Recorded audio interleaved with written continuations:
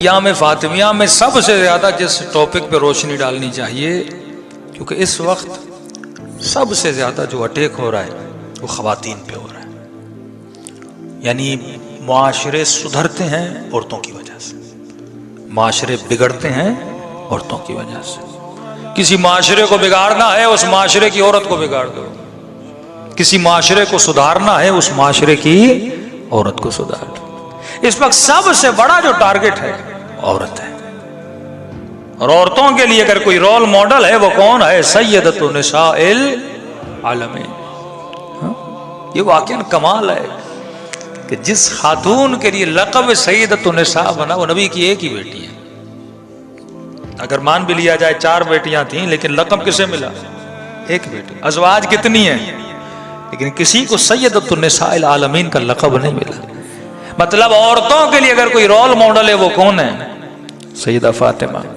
اچھا be be کی فضیلت کتنی بڑی ہے. اگر امت کے مردوں کے لیے رول ماڈل ہے تو آپ بولیں گے رسول خدا ہیں، 12 معصومین ہیں، لیکن ان سب کا نچوڑ ہے سیدہ فاطمہ الزہرا سلام. ایک ہی رول ماڈل ہے. بی بی زینب کے لیے بھی یہی رول ماڈل ہے. ایون یہاں تک میرے چھٹے امام فرماتے ہیں اگر ہمارے لیے کوئی اسوہ حسنہ ہے تو ہماری دادی فاطمہ الزہرا ہے. صلی اللہ علی محمد محمد وعجل فرجہم.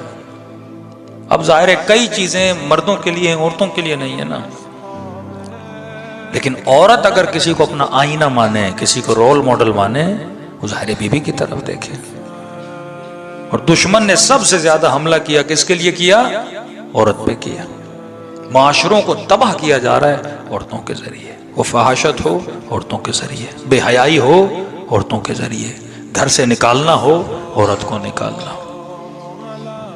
اور نظام امام میں یا نظام سیدہ میں یا نظام کربلا میں آپ دیکھتے ہیں عورتوں کا بہت بڑا کردار ہے.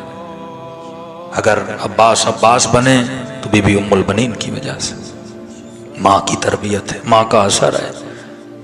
یزید کا بیٹا اگر نیک بنا، ماں کا کردار ہے. مائیں جہاں پہ آپ کو اچھی ملتی ہیں آپ کو بچے وہاں پہ اچھے ملتے ہیں.